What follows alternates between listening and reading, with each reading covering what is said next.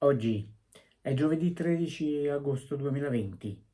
Nessun giorno è un giorno qualunque. Ciascun giorno rappresenta qualcosa di speciale per qualcuno. La storia ci insegna che ogni giorno può avere un motivo per essere ricordato. 13 agosto 2012. Superando i 34 anni e 340 giorni di servizio, la sonda Voyager 2 della NASA diventa il veicolo spaziale con la maggiore longevità. Era stata lanciata da Cape Canaveral il 20 agosto 1977 con la missione di esplorare il sistema solare esterno.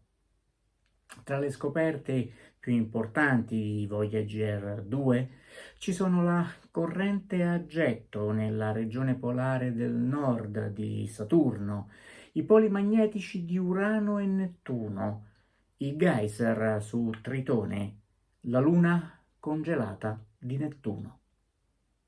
Il record di longevità precedente apparteneva al Pioneer 6, lanciato nel 1965, che ha inviato il suo ultimo segnale al centro di controllo della NASA nel 2000.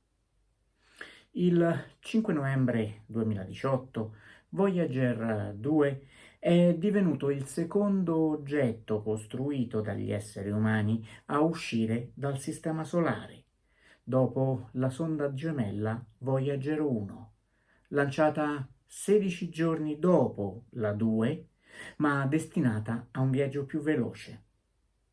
La missione principale di Voyager 2 è conclusa, ma la sonda è ancora in attività.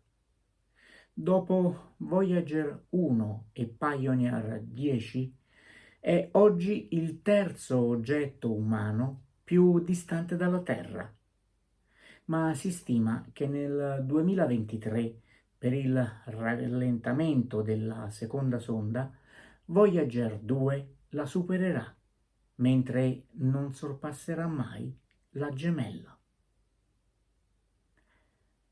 Ogni giorno può lasciare un segno indelebile. Viverlo con lo spirito giusto può renderlo tale.